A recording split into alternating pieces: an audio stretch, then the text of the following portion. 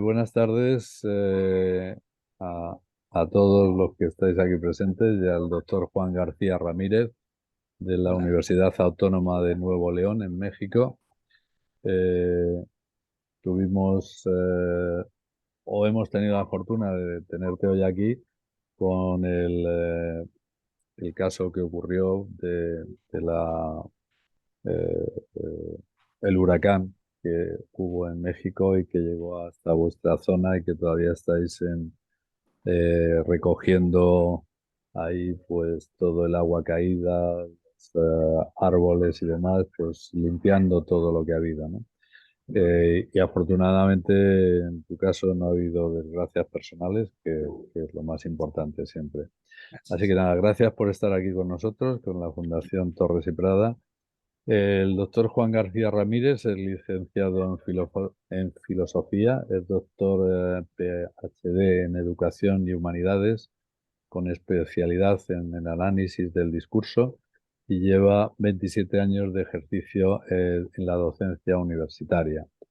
Eh, Tiene muchísima más bibliografía y creo que es mejor que si él quiere luego la comente, Gracias. pero me voy a centrar ahora en lo que es la conferencia de hoy, que el título que lleva y ha sido elegido por él, El devenir de la educación y pospandemia, reflexiones filosóficas en la era digital.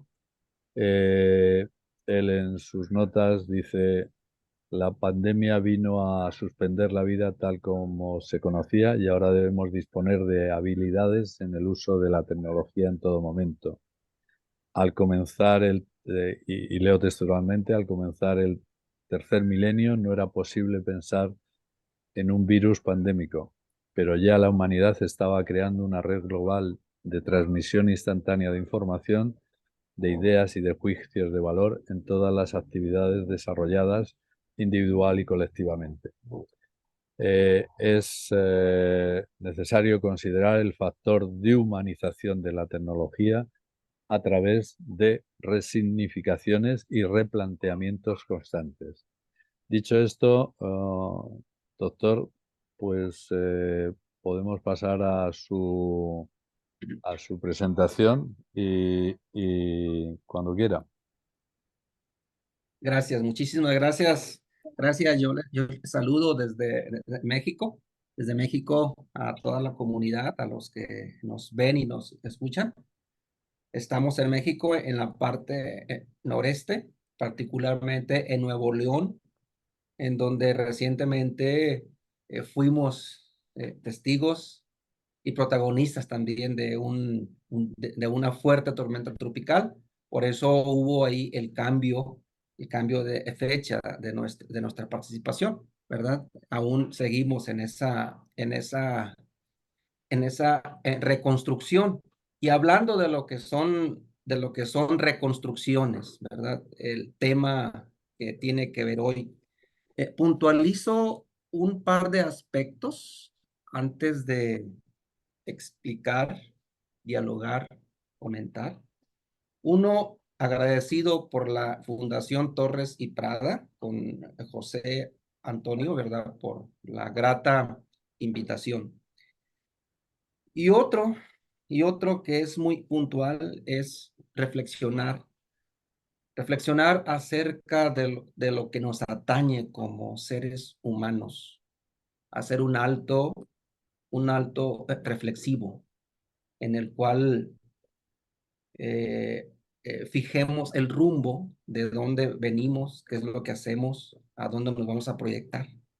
Entonces sí es importante. Y por eso el término, el devenir en esos ires y venires que nosotros tenemos como seres humanos, en esos contextos y descontextos, ¿verdad? En esos ires y los venires. ¿Cuál es el papel fundamental que juega la cuestión educativa en un momento histórico importante en el cual también fuimos testigos y protagonistas, que fue el fenómeno pandémico? Bajo la luz de la filosofía, ¿cómo podemos reflexionar, cómo podemos unir la pandemia, la pospandemia y la era digital con nuestra propia humanidad. Y es aquí donde se viene una serie de planteamientos antes de iniciar. Voy a tomar el tiempo. Hay unas cuestiones a considerar. Alguna de ellas es que la pandemia vino a visibilizar aspectos importantes, muchos. Y entre ellos uno de los aspectos vino a visibilizar desigualdades. ¿Sí? Hay unas desigualdades que se daban por hecho, estaban asumidas, pero no eran conscientes en totalidad. Y la pandemia nos vino a visibilizar, a concientizar en algo importante que las personas en cierto sentido estábamos desarticulados. ¿Sí? Una característica de un colectivo es que estemos articulados. No importa que seamos diversos. La cuestión diversa es una característica importante, ¿verdad? Entonces, esa desigualdad, ejemplo, en México se veía que un viernes de marzo dijeron, ahora todos se van a ir y posiblemente vamos a estar por regresando en una semana, cuando cuando se dio alerta en cuestión, en confinamiento. Y esa semana se convirtió en 2 años. Y luego nos comentaron, la clase va a quedar suspendida hasta que encontremos un medio adecuado para poder comunicarnos. Y entonces empezaron a usar las redes, el ciberespacio. Y ahí nos dimos cuenta que no todo mundo podía acceder hasta un dispositivo o a una red o a algo que lo pudiera estar conectado. Esa es una desigualdad. Y había otras más que todo mundo, bueno, váyanse para su casa, vamos a estar en confinamiento. Pero sí, pero había personas que debían de salir a buscar la comida. Había personas que no tenían hogar. Entonces, son ejemplos que la pandemia nos vino a visibilizar de un mundo desarticulado y desigual que ya estaba y que tal vez no le veíamos una fecha en el cual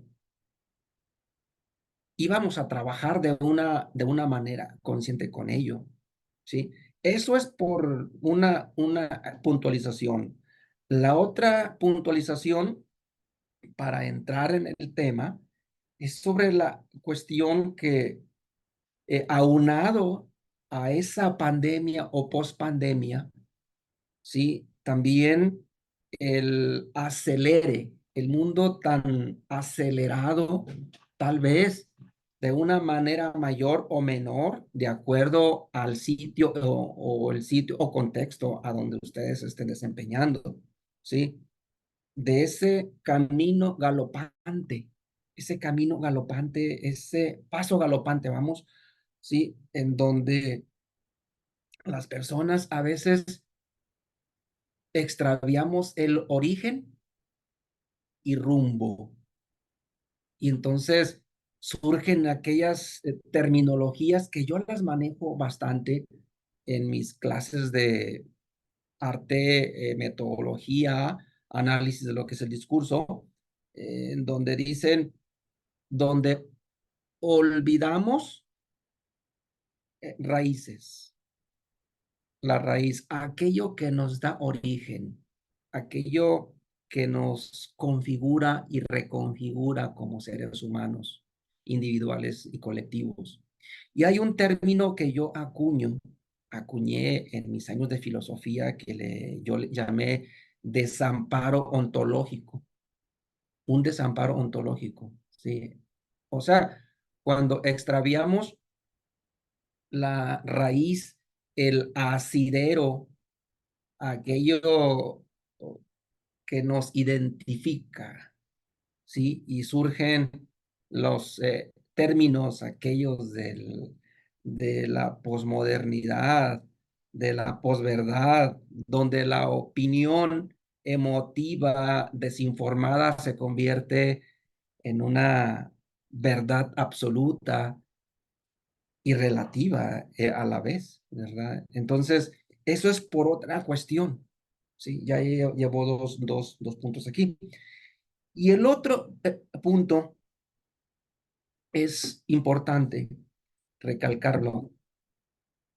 Yo, particular, en mis presentaciones que hago, yo siempre digo que una de las características ontológicas, primordiales, vitales, que nos definen como seres humanos, es que somos seres en construcción permanente, que nos construimos todos los días con nuestras acciones, con nuestras opiniones, que nos hacemos en el diálogo con el otro,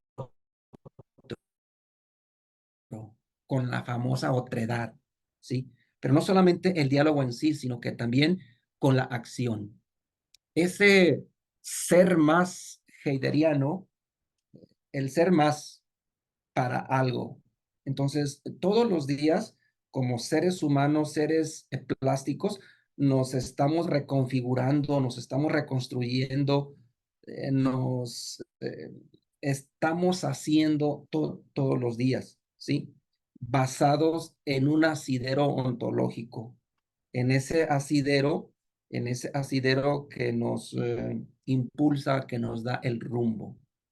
Entonces, estos tres aspectos, ¿cómo los vamos a unir para hacer unas reflexiones filosóficas en un momento disruptivo que nos llegó a como un cubetazo de agua, dijeran en México, como algo así que nos dijeron, hoy es el viernes y váyanse a casa y van a regresar dentro de una semana porque ya el virus parece ser que podría terminar, pero esos semanas se convirtió en 2 años y todavía hay unas consecuencias pospandémicas, ¿sí? ¿Qué ocurre entonces con, con esto? ¿Cómo, cómo lo vamos a reflexionar desde esas cuestiones importantes? Bueno, ¿cómo repensar entonces lo humano en los procesos educativos desde la óptica de la era digital? Porque lo que en un momento se utilizaba, lo que en un momento se estaba utilizando como una moda o como un recurso necesario, aunque no tan urgente, la cuestión tecnológica en, en la educación. Sí, todavía supongo yo que en algunos países hay rezagos. Antes de lo que es la pandemia, había rezagos muy um, demasiado complicados y urgentes que resolver en la cuestión de cómo utilizar dispositivos electrónicos o cómo utilizar herramientas digitales o cómo utilizar un lenguaje digital en la cuestión educativa, ¿sí? En aquellos lugares lejanos, en donde la red no podía estar o donde estaba, pero se hacía para otros usos que no eran directamente educativos. Entonces, fue de repente que nos llegó la cuestión de la era digital a plomo, que ya estaba, pero en la pandemia nos llegó y eso tuvo reconfiguraciones en aquello que nos distingue como seres humanos. Sí, esas reconfiguraciones fueron o son importantes pensarlas, ¿verdad? Entonces, ¿de dónde viene una cuestión aquí? Hay cuatro aspectos antes de llegar ahí. Una cultura digital, el contexto, cultura digital. ¿Qué es una cultura digital aquí o en este momento visto desde la óptica en México? Desde la mirada de mi percepción en México como docente. Educación y tecnología parecía que, parecía, no siempre, que no estaban en la misma sintonía.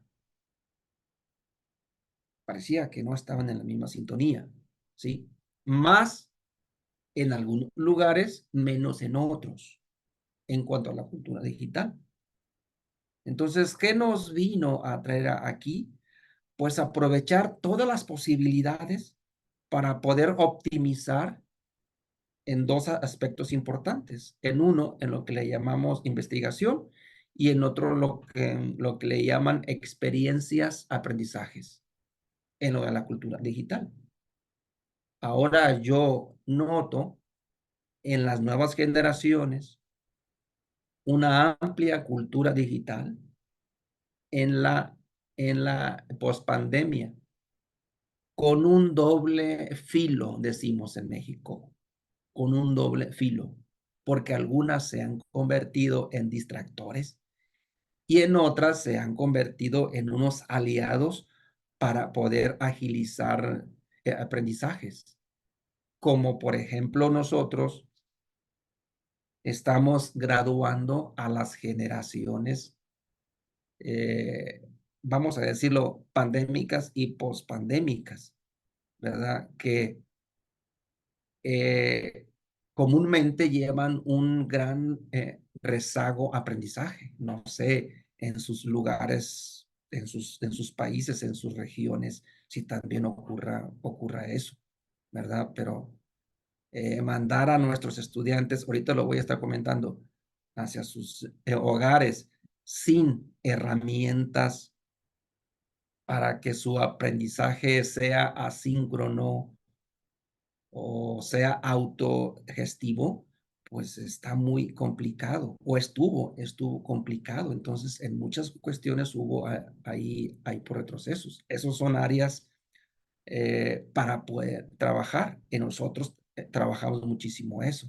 En nuestra propia universidad, en menos de un mes, había herramientas digitales en donde nos conectamos con nuestros estudiantes, ¿verdad? Entonces, eso fue una maravilla. Cultura digital. La otra se le llama cobertura digital. Lo de la cobertura digital, bueno, pues se nos dio oportunidad para crear métodos y también estrategias para alcanzar la casi totalidad de los alumnos o de las personas que de alguna manera tenían que estarse actualizando. Sí, pero la cobertura digital pues, fue un trabajo también increíble. Y hay dos aspectos últimos. Uno se llama aprendizajes autogestivos. Eso ustedes en España imagino que lo manejan bien. Yo he tomado cursos, ¿verdad? En otros países y pues obviamente que muchos de ellos son autogestivos, pero no todas las personas, no en todos los países, América Latina, perdón que diga, en las experiencias que yo he tenido con otros colegas de otros países, no todos estaban estaban preparados, ya se están preparando, no todos están preparados para para los aprendizajes autogestivos, asíncronos, clases inversas, mixtas, semipresenciales, aprendizajes colaborativos, ¿sí? Entonces, en esa disrupción pandémica, pues se puso a prueba de una manera urgente aprendizajes autogestivos, ¿sí? En el caso de nosotros en México, sí se batalló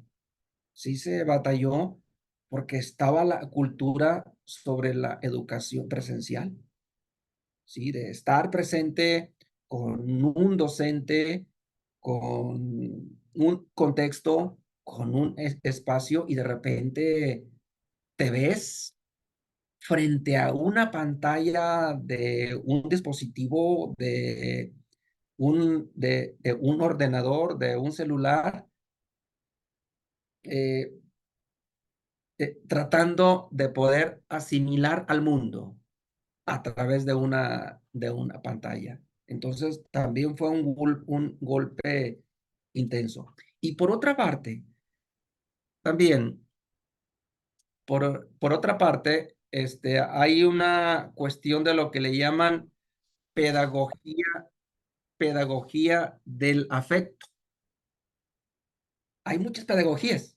Sí, nosotros hemos estudiado unas pedagogías diferentes, pero esta pedagogía del afecto fue tan importante y es tan importante en en la cuestión pandémica porque las personas vamos a usar la palabra, fuimos sometidos por una emergencia pandémica, un confinamiento monacal, en el cual la vía de comunicación era el, las, era lo que le llamamos el ciberespacio. Era tan urgente trabajar una pedagogía del afecto, ese mundo emocional, ese mundo del amor y los actos amorosos. Imagino que también en sus lugares, en sus países, eh, hubo mucho trabajo en los espacios de atención psicológica y psiquiátrica. En México se disparó la cuestión en suicidios. La cuestión de atención a las cuestiones emocionales, el problema de lo que es la familia, el problema familiar, el acoso familiar, el problema entre las parejas, entre los hermanos. Hubo un estudiante mío que hizo un estudio sobre el tipo de lo que le llaman habitación. Entre más pequeña la casa, familia numerosa, problemas mayores.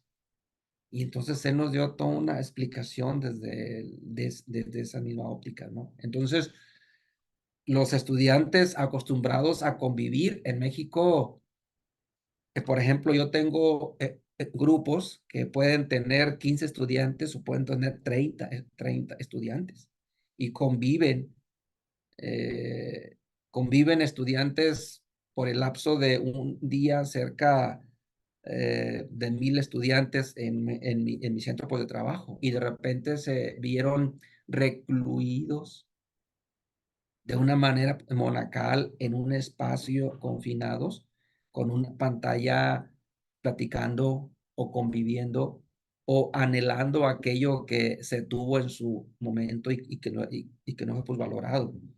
Entonces, urgía y urge y se trabaja mucho sobre esas pedagogías del afecto que en la era digital muchas instituciones la dan como una especie de, le llaman en México, relleno, o sea, aquello que puede ser un extra, pero no algo vital. Trabajar esas pedagogías de lo que es el afecto, ¿sí? Entonces, siguiendo con esto, ¿sí? Eh, las disrupciones, porque la disrupción esta que fue la cuestión pandémica, siempre han estado presentes en el devenir humano, siempre. Más que algunas han sido prolongadas, o sea, ocurren unas hoy y a lo largo de un año, 2, 3 años, o tal vez decenas, aparece otra disrupción, ¿sí? Pero en el acelere que tenemos en el mundo hoy, las disrupciones han sido más frecuentes y en menor tiempo. El fenómeno pandémico fue una disrupción intensa, ¿sí? ¿Qué nos ayuda o en qué nos favorece esta cuestión de análisis? Hay algo que llamamos análisis prospectivos. Estudiar lo que es la realidad presente, eligiendo la acción más idónea para llegar a uno de los escenarios más deseados. ¿Sí? ¿A qué voy con esto? Antes de la pandemia, el mundo tenía ciertas situaciones, pero era muy lineal. Un mundo lineal, como una historia lineal, ¿sí? Algo lineal, en donde las metodologías académicas, las eh, como que era un mundo muy de receta, ¿sí?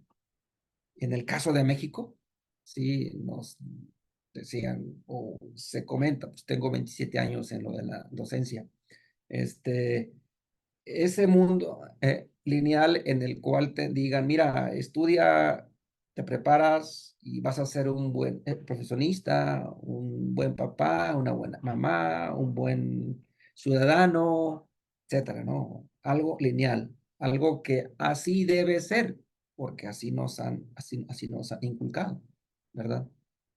Entonces, eh, casi siempre nos daban en los planes formativos académicos un recetario para las posibles preguntas que nos iban a hacer dentro de 10, 15 años o 5 años. Es el recetario. Nos digan, mira, con este recetario tú vas a enfrentar al mundo porque el mundo va a ser de esta manera en el tiempo este. Entonces nos daban el recetario. Llega la pandemia y ese mundo lineal, el recetario que nos daban a través de diferentes contenidos, se hizo obsoleto porque la pandemia vino a cuestionarnos todo lo que hacíamos, todo lo que nosotros hacíamos. Entonces, las respuestas que traíamos para las preguntas que nos harían en un futuro, resulta que esas respuestas ya no obedecían porque las preguntas eran diferentes. Entonces, ¿qué hay que hacer? Prepararnos desde las disciplinas prospectivas, desde los análisis prospectivos. ¿Qué es esto? Pues buscar hacer unos análisis de la realidad presente, eligiendo las acciones adecuadas para llegar a esos escenarios adecuados. Y muchas veces llegamos a algo y de repente es muy disruptivo también. Sí, y esto, y esto trae, en el caso mío, en nuestros estudiantes, estrés. Traen estrés, preocupación, ¿verdad? Y traen incertidumbre. ¿Sí? Y esto se presenta, ya se venía presentando, pero la pandemia lo vino a puntualizar. Por eso se habla de una pedagogía del afecto, ¿sí? Pero unos afectos cimentados con asideros ontológicos, no en lo superficial, no en la superficie, no en aquello que te causa euforia momentánea y te hace el superhombre, sino aquello que te, que te conecta con una comunidad, que te conecta contigo, que te conecta con aquello que te hace humano, que te conecta con aquello que no se puede colgar en la famosa nube. Sí. Este, ¿Por qué comento esto? Bueno, porque después de la pandemia durante la pandemia empezamos a colgar todas las actividades y luego la vida en los percheros cibernéticos. Imagino que el término perchero sí lo tenemos nosotros, ¿verdad? Empezamos a colgar la vida misma en los percheros cibernéticos. Sí, la vida en todos sus aspectos empezó a modificarse, entró a escenarios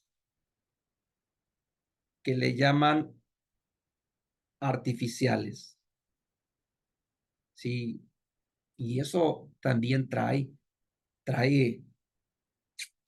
cuestiones de confusión.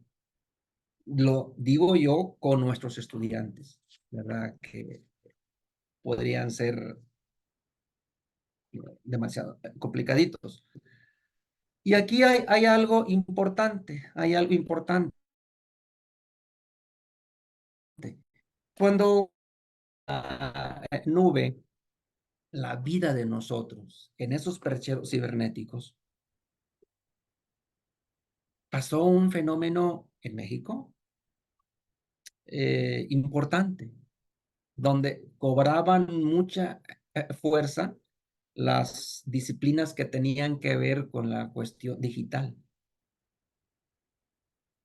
Y en algunas universidades empezaron a mandar como clase extra aquellas disciplinas tan humanas que son fundamental.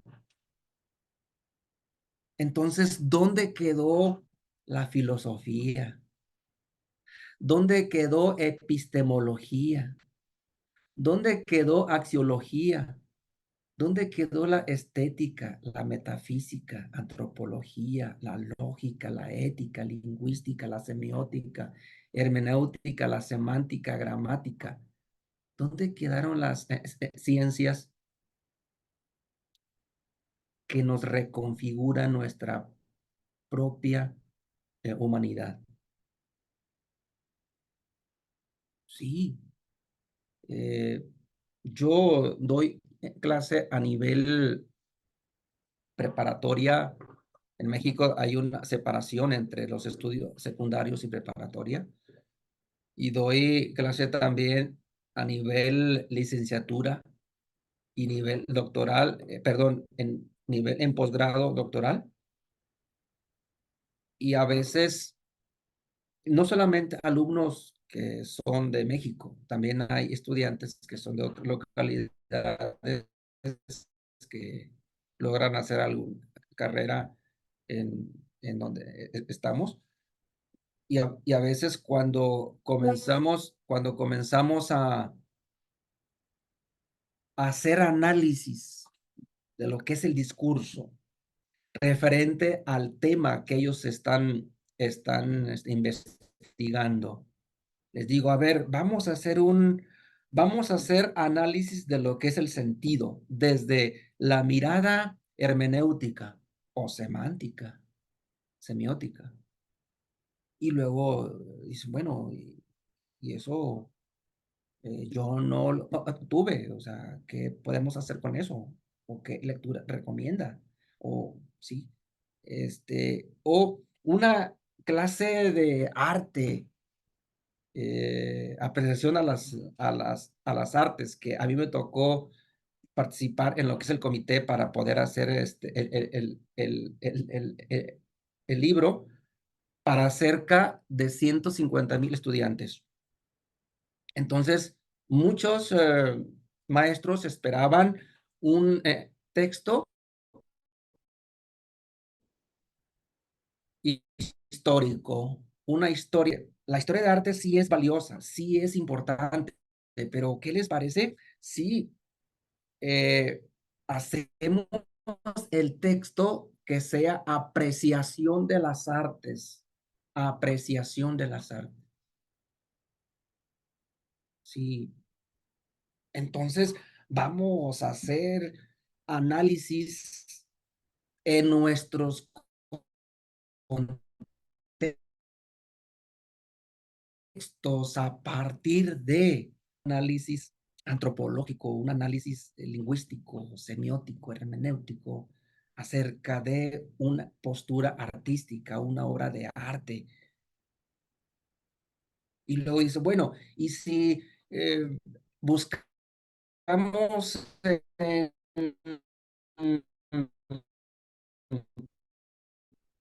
Internet, al fin que pienses tú, que dialoguemos, que lo pensemos, que reflexionemos, que estemos cara a cara con la corriente artística, con el contexto artístico.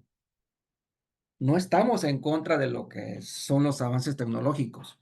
No, no, no, jamás.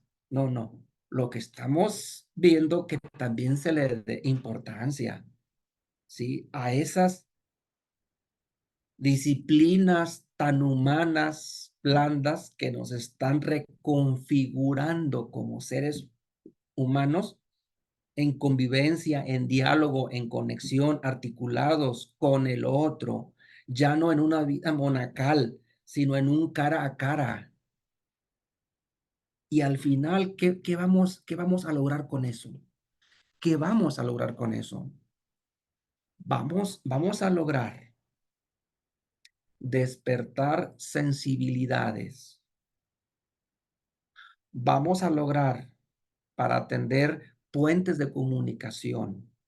Vamos a lograr que la persona conviva con el otro y que sienta responsabilidad, que sienta eh, aquello que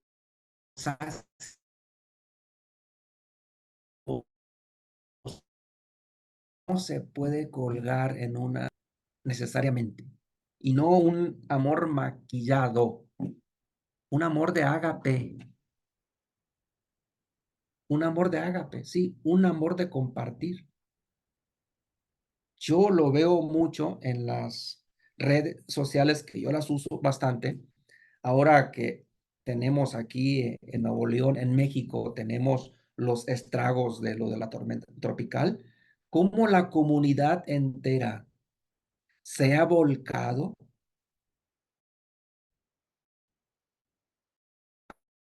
a dar apoyo, casa, su cosecha, familia, sus caminos, sus medios de comunicación, cómo la comunidad se ha volcado a apoyar de una manera u otra. hay quienes como nosotros que podemos caminar y subir la montaña y llevar el medicamento a pie allá donde no puede llegar, o hay quienes agarran el mazo, el martillo, herramienta para poder abrir camino, o hay quienes van a comprar en el supermercado el víveres para poder llevarlo, pero hay algo que no se cuelga jamás en una nube y se llama solidaridad, actos amorosos. ¿Sí? Eso son pedagogías del afecto, aquello que se vio desbalanceado, tocado con lo de la pandemia o aquello que en un momento nos ayuda mucho a salvar nuestra propia humanidad. Y eso es importante. Sí, eso es muy valioso para poder llegar aquí.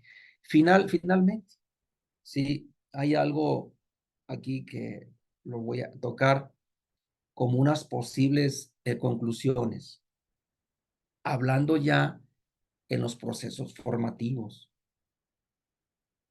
¿Por qué lo comento? Porque soy docente y no me canso de hacerlo.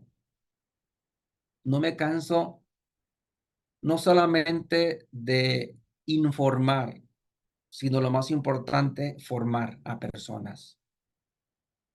Personas capaces de vivir en comunidad, personas capaces de ser solidarias, que ahora me dio muchísimo gusto ver muchos ex estudiantes médicos, ingenieros, licenciados en diferentes áreas, trabajando en pro de los que quedaron damnificados. Eso es una maravilla para un docente, para una docente, ver a sus alumnos formados como profesionistas, como seres humanos, como personas en convivencia y preocupados para con lo del otro. Entonces, la pospandemia, los procesos educativos. Digo que los procesos formativos deben orientarse a construir personas y sociedades en constantes búsquedas de lo que le llaman equilibrios. A veces el equilibrio es tan fundamental. Por ello, necesidad de poder transmitir información que vaya más allá de lo que es el equilibrio social. Debemos de ver el proceso educativo como algo dialógico, articulado, generador de lo que le llaman ideas y conocimientos, que permitan el fortalecimiento de la identidad individual y colectiva y las identidades culturales.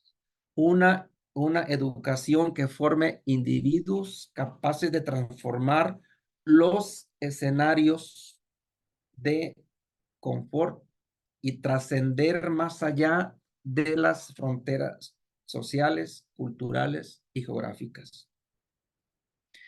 Educar desde esta perspectiva hará que tengamos sociedades más dialógicas, humanas y comprensibles con sus otredades, con el otro.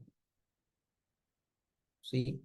Los procesos educativos de la enseñanza, aprendizaje, deben estar orientados a articular escuela con la vida, que haya la escuela con la vida, hacer de la educación una dinámica perenne que impacte positivamente en la reconfiguración de personas con sentido y rumbo.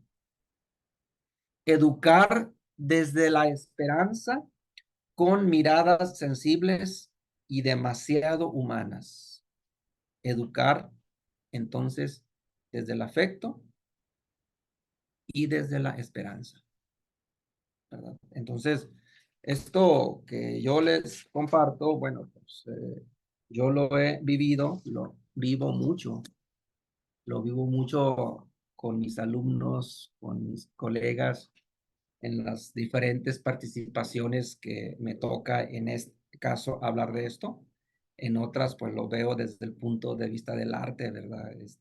Con reflexiones estéticas, ¿verdad? Bueno, yo aquí termino. Si hay alguna pregunta o algo, un comentario, precisión o puntualización, pues con todo gusto estoy disponible para Muchas comentarlo. gracias por traer todos estos puntos a esta conferencia. Creo que son importantes y los has realmente descrito uno a uno y con explicación, ¿no? Que es por lo menos para mí es lo más importante. A mí me surgían una- varias preguntas en relación a la educación sincrónica y asincrónica. Realmente son complementarias, realmente eh, son atractivas para el alumnado. Sí, después de la pandemia, bueno, durante la pandemia, obligadamente en México, tuvimos que irnos a lo que son dispositivos, ¿verdad? Y luego, después de la pandemia, se dio el boom, se dio un boom importante en México de tomar cursos asíncronos, ¿verdad? O los gestivos.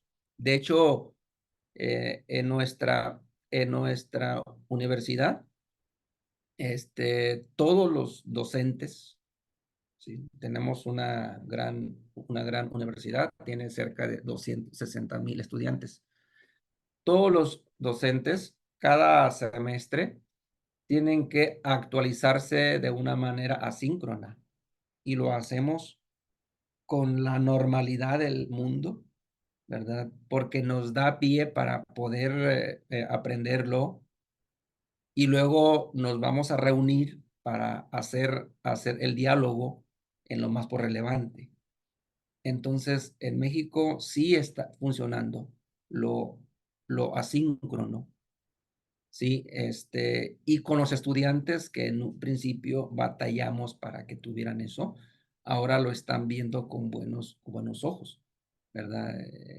Que lo asíncrono, si lo sabemos utilizar, es muy útil. ¿Tiene sus grandes desventajas? Sí, pues una de ellas es que no hay alguien para hacer el diálogo en ese momento, pero por eso lo asíncrono tiene su momento síncrono en una evaluación plenaria donde nos reunimos y llevamos todo lo que se le llama relevante, pero en nosotros sí está funcionando, ¿verdad? No sé en los países donde nos podrían escuchar posteriormente, ¿verdad?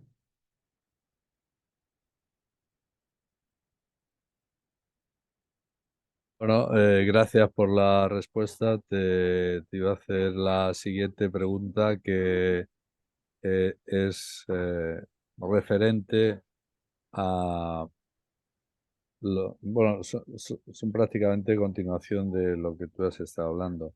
Cuando hablas de disrupción, eh, me salía la pregunta, ¿la disrupción nos hace más colaborativos, si es que existe? ¿La La- difusión en qué aspecto? No, cuando hablabas antes de disrupción, ¿no? Tú has sacado la palabra disrupción, que bueno, pues que había venido para ver las dificultades Ah, que teníamos. y disrupción, sí. mostrárnoslas, ¿no? Entonces, he creído entender de, bueno, pues que esta, en cierta medida, lo que yo he entendido, o he interpretado más que entender, eh, que esto generaba, pues, un observador distinto. Y entonces ahí me surgía ¿nos hace más colaborativos la disrupción al darnos cuenta de nuestros, no sé, faltas de conocimiento o que realmente puedo encontrar a alguien que me pueda ayudar? Se fomenta más la colaboración en estos casos. No sé si Sí, he sí, dejado sí. la pregunta más clara. Claro, sí, está más clara. Sí, nosotros le llamamos áreas, áreas de oportunidad cuando hay algo en lo cual no podemos o no tenemos control de ello, ¿sí? Ujú, Entonces, le cambiamos la semántica, el nombre, vamos, ¿no? Una disrupción lo que viene, o si no estamos preparados, viene a visibilizar en aquello por lo cual no estamos preparados. Entonces, hay 2 caminos. Uno, que nos quedemos obsoletos y entremos en la comunidad descartable, ¿sí? Porque podría ser una persona, o un grupo de personas, o una comunidad que no sea capaz de afrontar una una disrupción, que no sea capaz, se puede convertir en algo obsoleto y en algo también que se le llama descartable. Escenario uno. Escenario 2, ¿sí? Eh, puede también detonar la habilidad para que con humildad sepamos tender la mano para dejarnos ayudar por el otro, o ujú. que alguien nos pueda apoyar, y eso se le llama solidaridad, Ajá. ¿sí? Son dos escenarios. Sí, bueno, era más pues, desde mis lecturas y estudios, que evidentemente no son profundos como los tuyos. Trato Oh, de ver siempre en esto que llamamos la edad, la edad, nueva edad en cuanto no física, sino de las nuevas tecnologías, del desarrollo. Cada vez que le doy vueltas a esto, eh, pues me imagino que los romanos, cuando también desarrollaron determinadas técnicas, pues se parecía, creo yo, que deberían pensar que iban a ser ya lo último, ¿no? De lo último, ¿no? ya, Y esto que tú estás comentando nos abre pues constantemente nuevas oportunidades y creo que tanto en el otro lado del Atlántico como en este vemos que los desarrollos que se están dando en los últimos 10 años están yendo a una velocidad tal que a mí me surge la pregunta si va el ser humano capaz de asimilar todo eso que se avecina. Porque claro, cuando tienes una máquina que suma miles de algoritmos, ya, yo, como ser humano, yo hablo de mí, mis algoritmos están pues limitados. Entonces, si hablo contigo hoy, pues aumentan. Pero si necesito algo, tengo que llamarte otra vez o me llamas tú para aumentar. Ahora entras, antes entrábamos en Google, seguimos entrando, pero ahora ya la inteligencia artificial no está en su pico, pero bueno, ya se está utilizando bastante. Entonces, yo creo que eso no va a acabar y que además va a haber, la inteligencia artificial también se quedará obsoleta, no sé con qué, pero a lo mejor porque el ser humano también decide deshacerse de toda esta tecnología y volver a una cabaña, ¿no? Y decir, bueno, pues ahora voy a salir de lo que es este día a día, que ya no Mm, pienso y me voy a ir a un sitio en la cual simplemente haya 4 árboles, una casa, un animal por allí, otro por aquí, para volver a mis orígenes. Curiosamente, a lo mejor se va a producir lo que hasta ahora el ser humano no se había producido, era a través de guerras y destrucción total, pero puede ser que el ser humano diga: "No, yo quiero volver a las raíces de donde salimos", ¿no? Con otra pero bueno, es una reflexión mía, ¿no? No sé, me sí, quedo ahí. no, sí, mira, que esto que comentas eh, también viene mucho. Así como hay procesos que le vamos a llamar evolutivos, los últimos años, eh, el último tercio, ¿verdad? De lo que es el milenio, ha habido avances para poder conectar a las personas a través de lo que es el ciberespacio y transmitir información, navegarla en lo que es en lo que es en el ciberespacio. Pero ¿quién se preocupa? En el caso de ustedes, sí. Ustedes como una fundación, sí, sí están preocupados. ¿Quién se preocupa por conectar a las personas más allá de lo que son los ciberespacios, a través de lo que es el diálogo directo o el diálogo a través de cualquier medio, pero que Mm, sea un diálogo abierto, franco, humano, ¿sí? Así como hay procesos evolutivos, también la misma historia nos ha dado señal de que también hay lo que se le llaman procesos involutivos en retrocesos, ¿sí?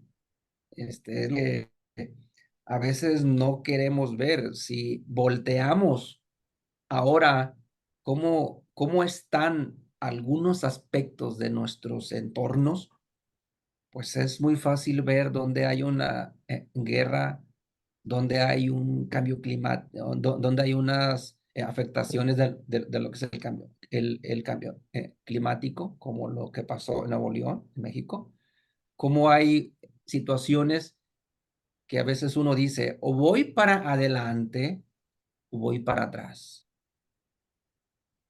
¿sí? Entonces, lo que nos puede salvar es tender la mano con el otro de una manera humilde y solidaria y una manera amorosa. ujú, Todo lo otro son medios para hacer nuestra vida más confortable. Son medios, no es el fin, son medios, ujú. ¿sí? Entonces, yo creo que la reflexión va por ese lado de ver las cosas como medios, no como fines. Las cosas se usan, las personas se aman y parece ser que a veces está invertido. Ajá, Entonces, pues hay mucho por lo que hay que trabajar y ustedes tienen un trabajo magnífico. sí, eso eso esperamos de hacer y bueno, eh, firmo contigo, si me permites, todo lo que estás diciendo, porque yo creo que el amar, no de la parte que se puede entender romántica, sino el amar a la otra persona. Comentaba hace poco, eh, el amar es la raíz del respeto y de la convivencia, ¿no? Es, Ya, es una metáfora mía, pero si la raíz no está ahí, no hay respeto, no hay convivencia, ¿no? Pero bueno, hay que regarla para que crezca. Entonces, nada, no sé si alguno de los otros presentes quiere hacer alguna pregunta. Eh, pues están a tiempo. Bueno, esperemos que esta conferencia, que ha sido para mí muy interesante, cuando aparezca en la YouTube, que es el medio de comunicación que utilizamos, pues ese asincronismo que va a tener esta conferencia sirva para mucha gente. Así que nada, Claro. muchísimas gracias y te agradecemos mucho que con todo tu amor te has abierto a decirnos que sí y a participar con nosotros. Así que esperemos que te volvamos a ver en alguna otra ocasión por aquí. Así que nada, Claro. buenas tardes y buenas noches. Ah, mira, perdón, Ok. hay una pregunta. Mariana. Hay una pregunta. Prima Mariana.